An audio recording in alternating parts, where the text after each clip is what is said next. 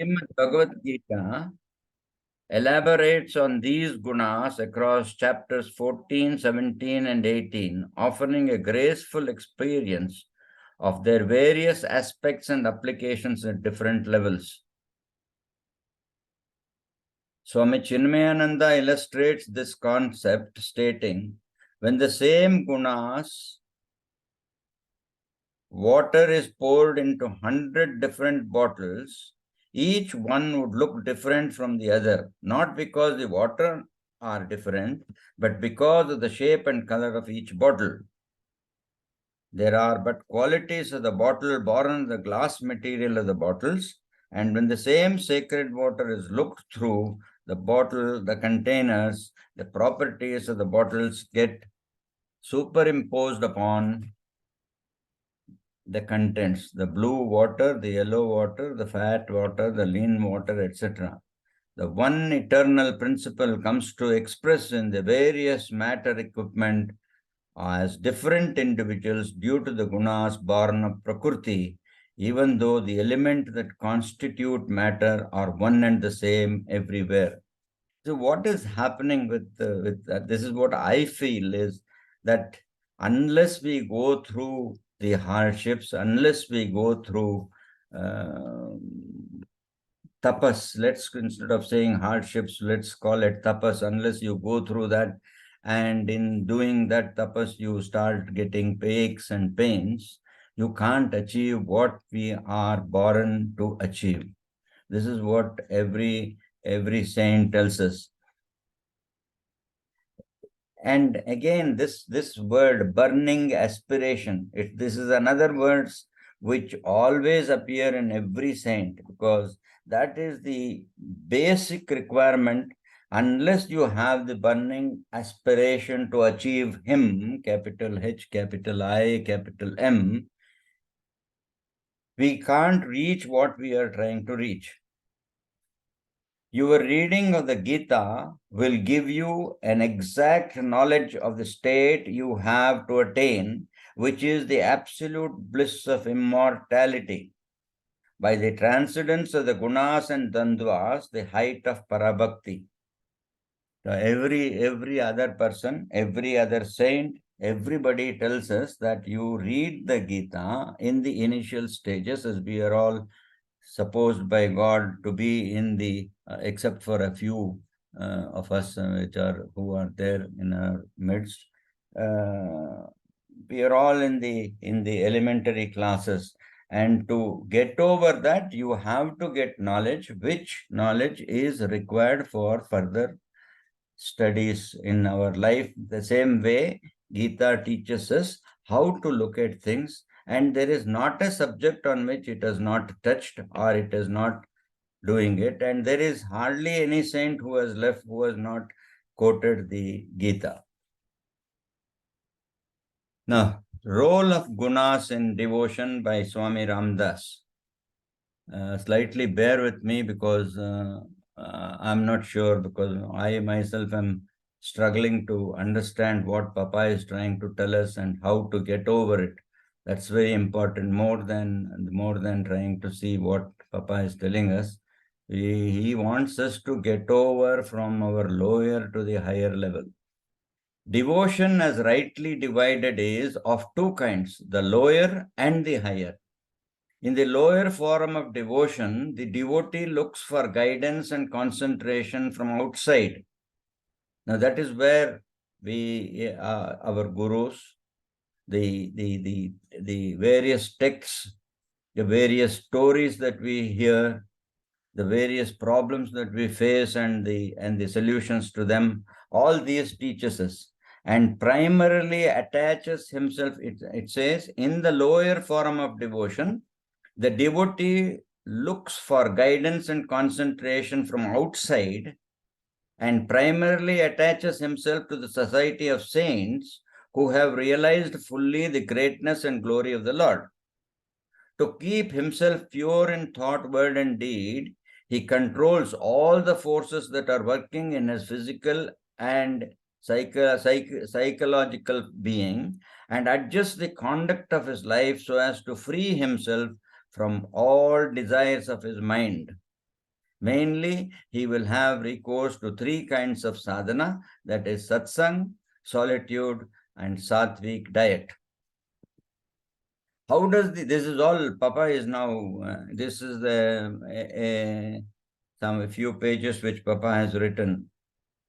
How does the devotee now try to tune his mind in a continuous symphony with the Lord? It must be admitted that every remembrance signifies bringing into the mind the name and qualities of the person or object remembered. A prolonged remembrance means a sustained fixity of the thought on the name and attributes of the person or object. For the devotee, the Lord becomes the one great object of ceaseless remembrance, which is attained by an unbroken repetition of his sweet and all-powerful name, and bringing at the same time into the mind his sublime glories and attributes.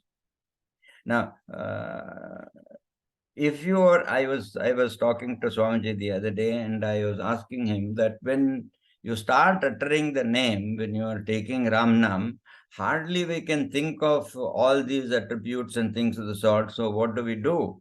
He said that is not a problem. You take the name, and when you feel that you want to take his attributes, stop for the time being, think of the attributes, then go back to your Ramnam again. So certain type of some amount of experimentation will have to be done by everybody, because without thinking of him, the Ramnam, if you utter the Ramnam, it may not be so effective as it should be. As the devotee advances on this spiritual path, he transcends the tamo and the rajogunas of nature and gets firmly seated in sattvaguna. Sattvaguna denotes a consciousness above the animality of human nature, filled with calmness, equality, light, and purity. It must be understood that this sattvic consciousness is a step to a still higher consciousness. The lower form of bhakti leads the devotee to his most necessary step. Now commences the higher aspect of devotion. Sattva Guna entitles the devotee to the grace of the Lord or the saint, and through his grace he is lifted beyond all gunas and comes to say face to face with the immortal and all blissful Atman, whom he realizes has his real being and existence.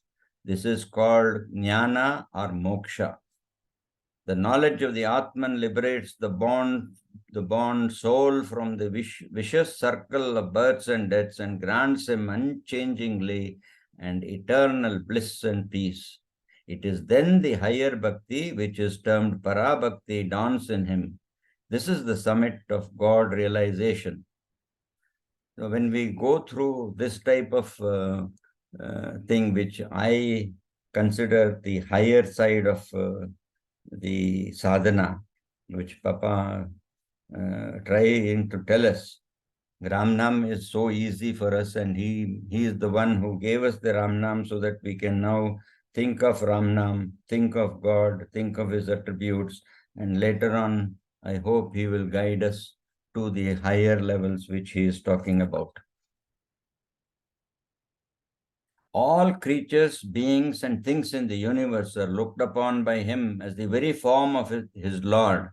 He feels and sees the Lord's presence everywhere. This is the gist of it, He feels and sees the Lord's presence everywhere. His sense of duality has completely vanished. Oneness of life, oneness of all existence becomes now the keynote of his vision. Not only in the inner realization of the Atman that the sense of diversity has disappeared, but also in the external revelations of the natural phenomenon. In this supreme state, the devotee enjoys unending and inexpressible bliss. There is no limit to his ecstasies born of his consciousness of unity and oneness with the Lord. He veritably rolls, swims, and gambols in the infinite ocean of the joy. Blessed a million times, blessed is the devotee who reaches the highest peak of God realization. Small footnote, love is practiced when you raise above the tamoguna and rajoguna and try to fix yourself in sattvaguna. This is a state in which you develop love, but you get the full experience of love only after realizing the Atman. Swami Ramdas. Like this, now we'll switch over to Swami Sachidanand Ji and see what he is talking about. World drama, a projection of God. The world is actually not a creation of God, but a projection, which means God himself has projected forth the entire universe as a seed projects itself, set itself forth as a huge tree. I'm reminded of the famous saying, Brahma Satyam Jagan Mithya. This same principle he is trying to tell us in a different form. Everyone is he, and there is nothing but he. The world drama is going on as directed by the Lord of the universe. So there is no why and whereof on any of the happenings.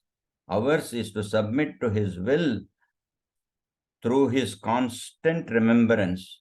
The projection of this world in the first instance took place through the imbalance of the three gunas, sattva, rajas, and tamas. Sattva stands for peace, harmony, and happiness. Rajas is full of activity and also brings about fights. Tamas means inertia. When there is any imbalance, say when rajas is predominant, people will be prone to do too much activity. With the result, there will be fights and quarrels. Play of the gunas. One may have more of tamas and less of sattva and rajas. Another may have more rajas and yet another may have more of sattva. One does not stay in a particular guna all the time. Those who have predominance of tamas do all their activities, including spiritual practices, in a tamasic way and vice versa. Ultimately, those who are tamas will gradually move from tamas to rajas and from rajas to sattva. One has to transcend every stage to realize God. This is a gradual process. One's different mood, anger, etc. are because of one's own inherent vasanas. But food, rajasic or tamasic, can lead to manifesting anger, etc. The person preparing the food can also play an important part in making the food sattvic, rajasic, or tamasic. If the person who cooks the food chants God's name while cooking and thus in a sattvic mood, the food prepared will be sattvic. I can't imagine Swami Sachidananda Ji with his smile, beautiful smile, giving us such a tough topic. Anyway, and there's a footnote again by Papa. You are asked to raise above Sattva Guna, then it is that you realize the Atman. After realizing the Atman, your attitude towards all beings and creatures is one of love. Swami Ramdas.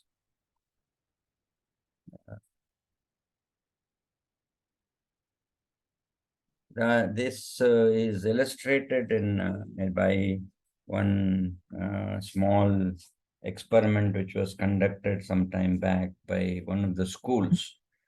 In the school, actually, the teacher said, we will now try to do some experiment and this is an exercise for you. And she said, I will give you 3 blue ribbons which can be attached to a person's dress. So she said, now whomsoever you want to, who you think that he is doing good or whatever it is, you want to give him, present him 1 ribbon and give him these other 2 ribbons, asking him to give it to somebody else in appreciation of his character or his work or whatever it is. So one one of the students, he is impressed by somebody who used to help him in his school work, in his college work. So he went to him, gave him this one ribbon, and then he gave him two ribbons and told him, look, now you can now present this to somebody whom you think has helped you in your career or in your standing, or he has made you feel happy. So this one person who was helping him, he gave him these two and the other two also. And that man, he is now thinking what to do. Then whom should I give? Then all of a sudden he thinks of his boss, who is a grumpy guy, who is not all that helpful, who is, all the time finding faults, trying to make things difficult. He himself is not happy, and also he is not making others happy. So he said, at least let me give it to him so that maybe he will change. So he gives them, he goes to the boss and says, this is our experiment which the school is conducting. So I am giving you these two ribbons, which you can give one more to somebody and keep a tag of what is happening with these people. So this guy, he goes to his boss, and though he does not fully like him, he gives it to him. So this boss feels, he is surprised that this guy to whom he used to give him a lot of work, and he was never happy with this guy. He is coming and giving me a ribbon for what I have done. Anyway, he takes these two ribbons, and one is on him and the other one he wants to give to somebody. So while going home, he starts thinking, he says, look, I have never appreciated my son who has been doing well, and I am picking faults with him all the time. ಯಾವಾಗ ನೋಡಿದ್ರು ನೀವು ಓದ್ತಾ ಇಲ್ಲ, ನೀ ಇದು ಮಾಡ್ತಾ ಇಲ್ಲ, ನೀ ಅದು ಮಾಡ್ತಾ ಇಲ್ಲ ಅಂತ he is going on. So he says, let me at least today present him and appreciate what he has been doing. So when he goes home, he goes to his son, and his son is there already sitting in the sofa. He goes and sits next to him, and he tells him, son, look, I have not been appreciative of all that you have done. I was feeling, I had my own problems and I was paying more attention to it. I am so glad that you have done so well in your class, and you have made me happy today. So I said I wanted to express it. Immediately that boy starts crying, and then he hands over a letter and he says, this explains what I wanted to do. So the father takes that letter and he opens it, and he sees that his son has written a letter saying that you have never appreciated what I have done. All my effort has been criticized. All my effort has not been in any way helpful. You are never helpful in telling me whatever I do. Therefore, I have decided that today in the middle of the night, I will end my life. And so the father is now completely perplexed. He goes and hugs him, and he is very repentant on what he did. Now, why I brought out this is that our gunas also change with circumstances. That's what Papa is trying to tell us, and other saints also tell us the same thing. So when we get to that mood, when we try to appreciate, let's say that we get into that sattva guna which we are trying to gain, and be in that guna itself all the time. So let's now go ahead again and see what Vinabhavaji talks about gunas. The prakriti of everything and every being consists of three constituents, three gunas, the modes, sattva, rajas, and tamas. All the things are made of these three materials, difference being only in their proportion. Only when we separate the self from all of them could we succeed in separating it from the body. To examine these gunas and to conquer them is the way to separate the life from the body. With resistance and firmness, we have to go on subduing and conquering them one by one and reach the ultimate destination. Now, everything that we do, everything that we go through in these in our small group is to, in a way, to achieve this particular thing. Only thing is that we are not conscious of the fact that everybody, whoever comes on this group and speaks something, it is mostly to get to this, and in thereby indirectly they are trying to tell us what is to be done, what is not to be done. The other day when Madam Vasanta read the appendix of Papa, one thing I think she skipped was that the whatever Papa was talking was after his 2 years of itinerant life. He went over the whole of India and came back to the cave, and in the cave, in a state of complete uh, sainthood that he had achieved, in that stage he is talking all this. So we can understand how we should be feeling when we are not at all anywhere near that stage. In fact, there is this, I don't know if I can read it today or some other time. We will, there is one passage which our Chinmayanand has written on this particular subject. I'll read it next time when we get a chance to see how much this ego affects us. It's a beautiful passage. We'll read that. I'll read that to you later on, next time when I get the chance. But let's see what Vinoba Bhave wants to talk about. He talks about tamas. Let us take tamas first. We are observing its terrible consequences in the present social situation. Its main consequence is laziness, which in turn gives rise to sleep and blunders. One of only if we overcome all the three things, one may take it that we have conquered tamas. Among them, laziness is extremely dreadful. A little more food induces us to lie down, and a little more sleep makes us dull. Everything is in vain, and until this laziness is overcome, to shake off laziness, one must do physical labor. It is the only way to conquer laziness. If we fail to do this, nature will make us pay for this lapse. Overcoming laziness is one thing, another is to overcome sleep.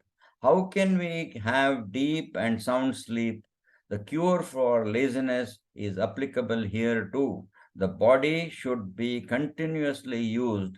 Then one will sleep like a log the moment one retires to bed.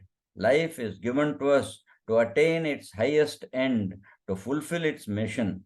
If it is eaten up by sleep, how can we achieve anything worthwhile in life? Papa, when in his initial stages, when we read the book In Quest of God, or the other book which you have before that, how he got into that sannyas stage, it is brought out there that he used to eat only potatoes, and that too in a very small quantity, so that he can stay awake the whole night and keep Ram Nam on his lips. All these I forget that I hope I'll remember them so that next time we'll read these things and see how it will help us. When a lot of time is consumed in sleep, the third manifestation of tamas, blunders, occurs naturally. A sleepy man's mind is not alert. That results in inattentiveness. Too much sleep gives rise to laziness, which results in forgetfulness, and this forgetfulness is detrimental to spiritual progress. Lethargy of the mind is the cause of forgetfulness. One should keep an account of every moment so that laziness does not get any opportunity to penetrate one's life. Effort should thus be made to conquer tamas in all its forms.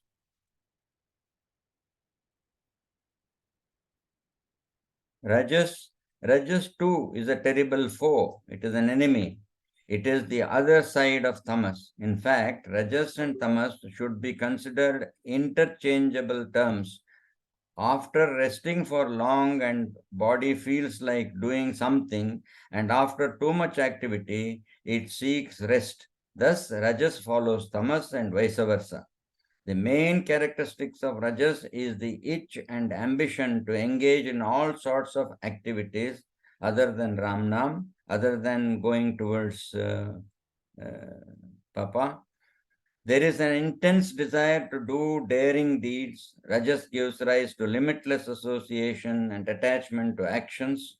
Rajas is always gushing forth, driving man to do this or that. Under the influence of Rajas, man intrudes into all sorts of activity. He forgets his swadharma. In fact, the performance of swadharma implies giving up all other activities.